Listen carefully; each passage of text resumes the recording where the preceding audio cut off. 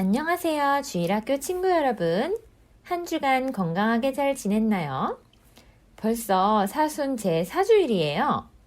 이번 주는 사순 시기가 절반이 지났고 부활의 기쁨을 미리 맛보게 한다는 의미에서 장미주일이라고 불려요.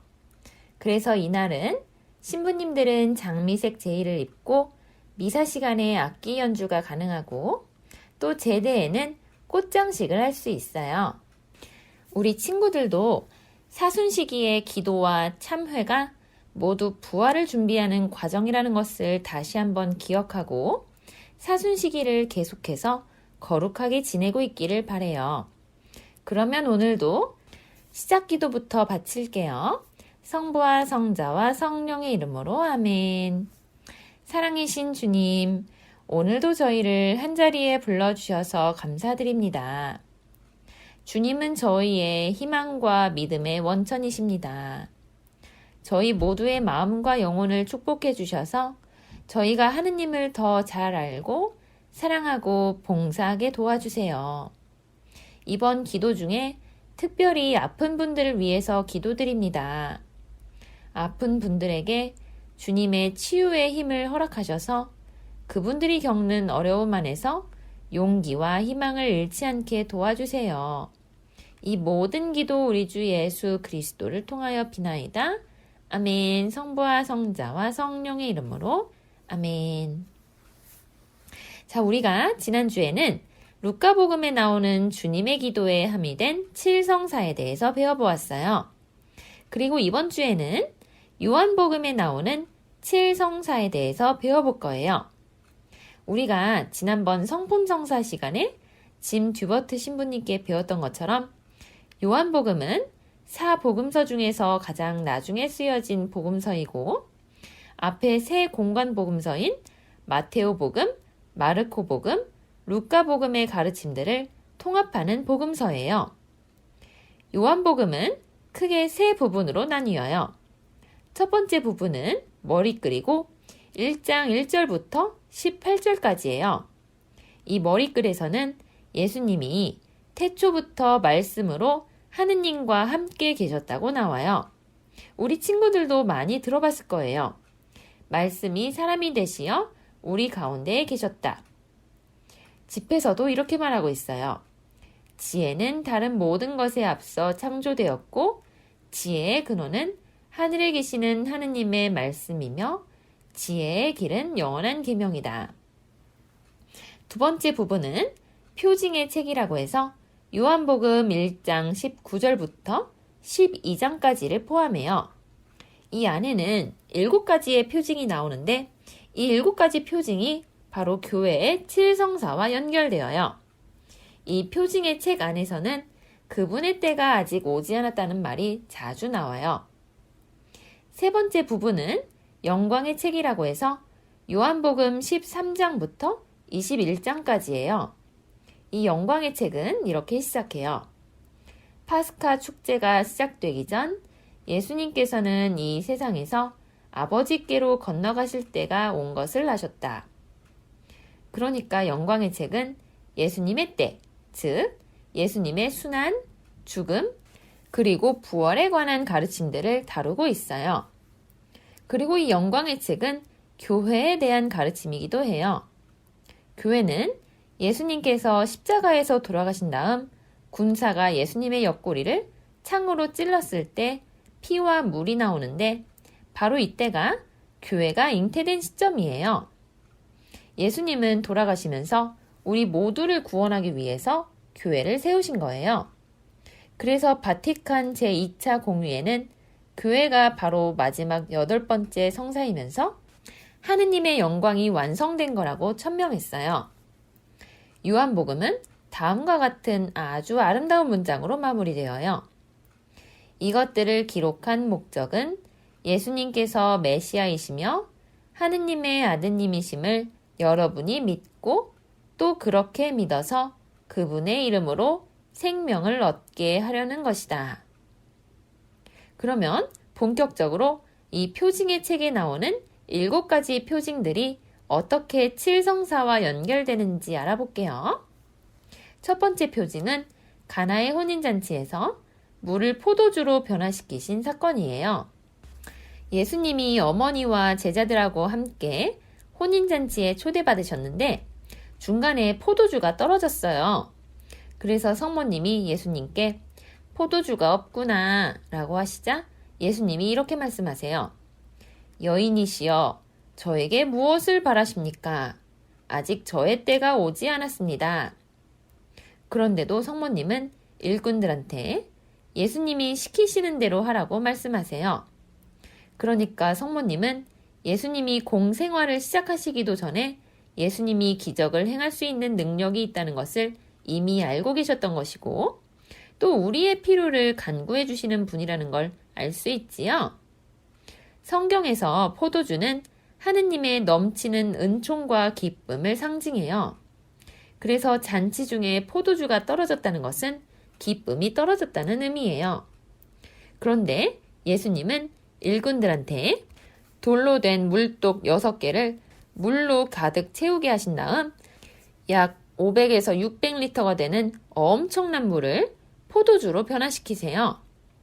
나중에 과방장이 포도주가 어디에서 왔는지 모르는 채 맛을 보고는 맛이 아주 좋다고 감탄해요. 이 표징은 예수님의 축복은 차고 넘치고 또 우리에게 좋다는 것을 의미해요. 또 예수님이 혼인잔치에 참석하신 것은 하느님이 혼인이 좋다는 것을 확인해 주시고 또 결혼 생활 안에 예수님이 함께 하신다는 것을 상징해요. 과방장은 또 이렇게 말했어요. 누구든지 먼저 좋은 포도주를 내놓고 손님들이 취하면 그보다 못한 것을 내놓는데 지금까지 좋은 포도주를 남겨두셨군요. 이 말은 결혼 생활에 예수님이 없으면 시간이 지날수록 혼인의 기쁨이 점점 떨어지지만 예수님이 계시는 결혼 생활은 그 기쁨이 지속될 수 있다는 것을 상징해요. 그래서 이 첫 번째 표징은 혼인성사와 관련되어요. 두 번째 표징은 왕실 관리의 아들을 살리신 기적이에요. 이 기적은 예수님께서 물을 포도주로 바꾸신 마을인 카나에서 일어났어요. 한 왕실 관리가 카나에 있었는데 아들은 카파르나움에서 앓고 누워 있었어요. 이 왕실 관리가 예수님을 찾아와서는 죽어가는 아들을 고쳐달라고 부탁해요. 그러니까 예수님이 너의 아들은 살아날 것이다 라고 말씀하시고 그 왕실 관리는 말씀을 믿어요. 바로 그 순간 아들은 낫게 되고 그 왕실 관리에 온 집안 사람들이 예수님을 믿게 되어요.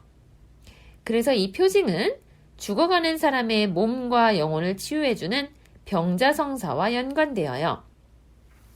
세 번째 표징은 벳자타 목가에서 병자를 고치신 기적이에요. 이 일은 안식일에 예루살렘에서 일어난 일이에요.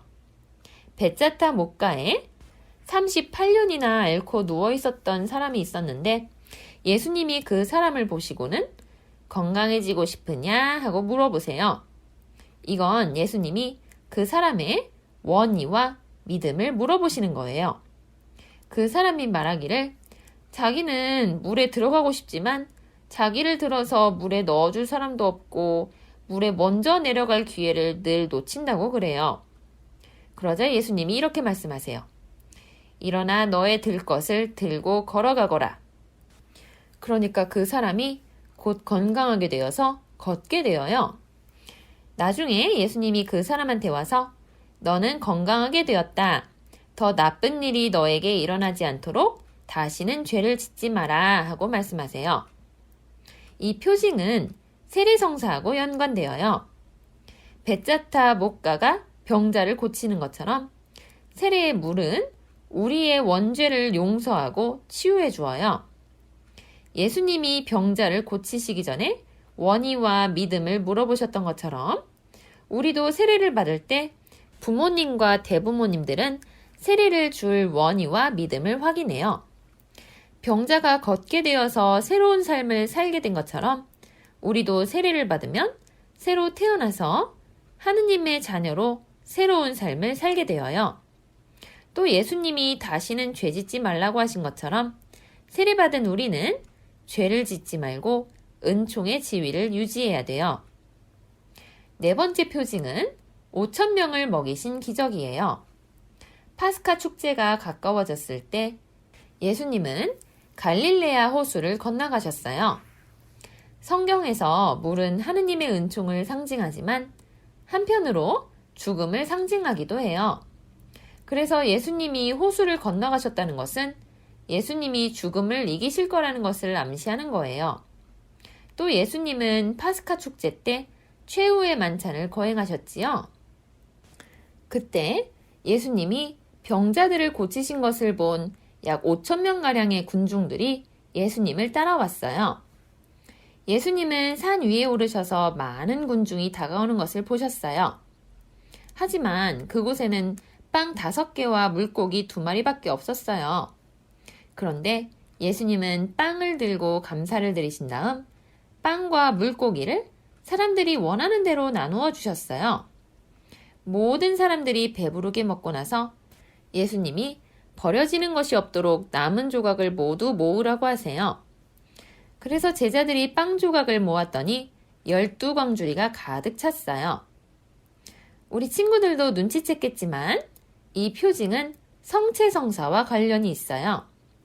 성경에서 산은 하느님과 인간이 만나는 장소예요.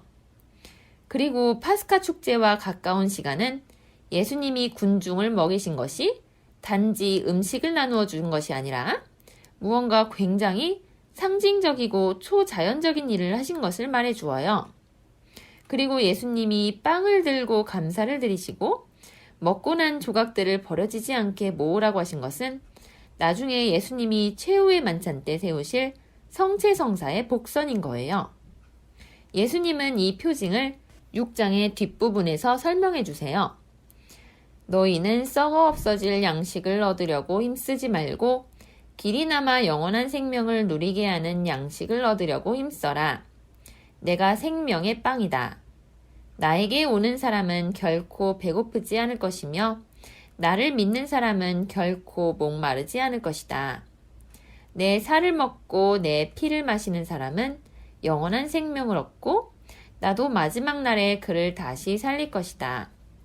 내 살은 참된 양식이고 내 피는 참된 음료다.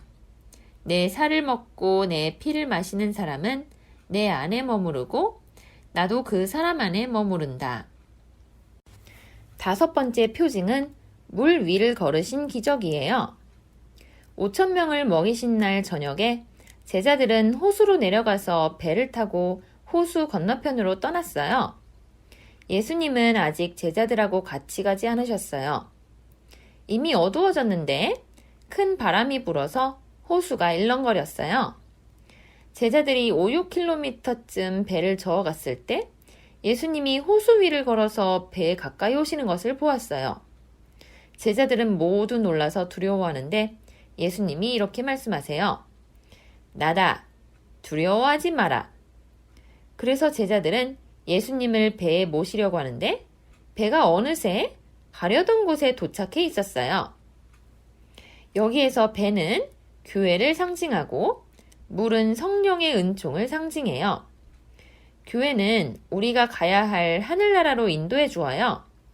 하지만 일렁이는 호수는 유혹이나 악마와 같은 우리 신앙생활의 위험들을 상징해요. 그때 예수님이 오셔서 일렁이는 호수 위를 걸으세요. 이건 예수님이 우리 신앙생활의 위험들을 이기신다는 의미예요. 우리의 믿음은 예수님이 호수 위를 걸으시는 것을 보고 강해져요. 우리도 믿음을 가지면 호수 위를 걸을 수 있어요. 우리가 성령의 도움을 받으면 신앙생활의 위험들을 이겨낼 수 있어요. 그래서 이 표징은 성령의 은사를 받아서 신앙이 견고해지는 견진성사하고 연관이 되어요. 6번째 표징은 태어나면서부터 눈먼 사람을 고치신 기적이에요.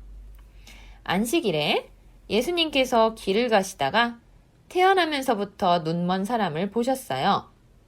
예수님은 땅에 침을 뱉고 그것으로 진흙을 개어서 그 사람의 눈에 바르신 다음 실로암 연못으로 가서 씻으라고 하세요. 이 눈먼 사람이 보게 되어서 바리사이들한테 예수님을 증언했더니 바리사이들이 화가 나서 이 사람을 회당 밖으로 내쫓아 버려요. 바리사이들은 예수님을 메시아로 인정할 수가 없었던 거예요.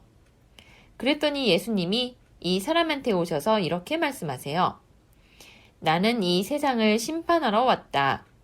보지 못하는 이들은 보고 보는 이들은 눈먼 자가 되게 하려는 것이다. 여기에서 눈먼 것은 믿음이 부족한 것이나 죄를 상징해요. 눈먼 사람은 태어나서부터 인생을 온전하게 살 수 없었지만 예수님이 치유해 주셔서 앞을 볼 수 있게 되었고 또 인생을 온전하게 살 수 있게 되었어요. 우리도 예수님이 오셔서 우리의 죄를 용서해 주시면 하느님을 온전하게 볼 수 있게 되고 또 인생을 참되게 살 수 있게 돼요. 그래서 이 표징은 죄를 용서해 주는 고해성사와 연관이 되어요.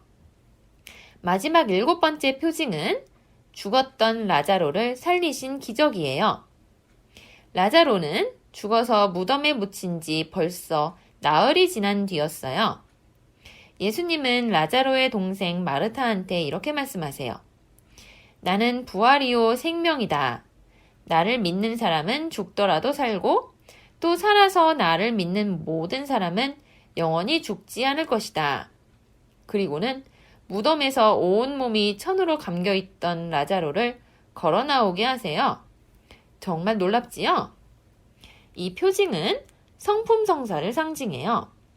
우리 신부님들은 늘 검은색을 입으시지요? 그 이유는 예수님께서 죽음을 쳐 이기셨기 때문이에요. 우리가 성품성사 시간에 배웠던 것처럼 신부님들은 예수님을 대신하는 분들이세요. 예수님께서 죽음을 쳐 이기셨던 것처럼 신부님들도 예수님을 이어서 죽음을 이기시는 분들이에요. 그래서 신부님들은 요한 묵시록에 나오는 죽음과 저승이 불못에 던져졌습니다와 같이 예수님이 죽음을 지옥으로 던져버리는 일을 계속하는 분들이세요. 자, 그러면 지금까지 우리가 7가지 표징들이 각각 7성사와 어떻게 연결되는지를 알아보았고요. 이번에는 7가지 표징의 구조에 대해서 알아볼게요.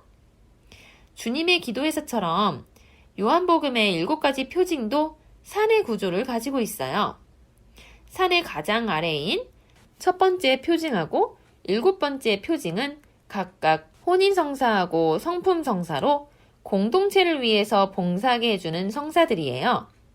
그 위층인 두 번째 표징하고 6번째 표징은 각각 병자성사하고 고해성사로 치유의 성사들이에요. 그 위층인 세 번째 표징하고 5번째 표징은 각각 세례성사하고 견진성사이고 산의 꼭대기에는 성사 중에 성사이고 우리 믿음 생활의 핵심인 성체성사가 있어요. 여기에서는 산 정상의 3가지 성사가 합쳐져서 그리스도교 입문성사를 이루어요. 각 표징의 의미도 놀랍고 그 순서와 구조도 놀랍지요? 요한복음은 상징과 표징으로 가득한 복음이에요. 표징의 책에서는 7가지 성사를 말해주고 있다면 영광의 책에서는 8번째 성사이면서 마지막 성사인 교회를 보여주면서 교회는 하느님의 영광이 완성된 거라고 말해주어요. 그렇기 때문에 우리는 교회 안에 머물러야 하고 교회를 전파하고 굳건하게 만들어야 할 의무가 있는 거예요. 우리가 교회를 위해서 일하면 우리는 교회를 통해서 만들어지고 교회를 위해서 만들어지고 교회가 만들어가는 영광에 참여할 수 있는 거예요. 그러면 오늘도 마친 기도로 마칠게요. 성부와 성자와 성령의 이름으로 아멘. 사랑이신 주님, 저희에게 교회를 통해서 구원을 마련해 주셔서 감사드립니다. 저희가 살아있는 동안 언제나 교회 안에 머물러서 교회를 함께 이루어 나갈 수 있게 도와주세요. 이 모든 기도 우리 주 예수 그리스도를 통하여 비나이다. 아멘. 성부와 성자와 성령의 이름으로 아멘. 오늘도 끝까지 들어줘서 정말 고맙고요. 다음 주에 또 만나요. 안녕.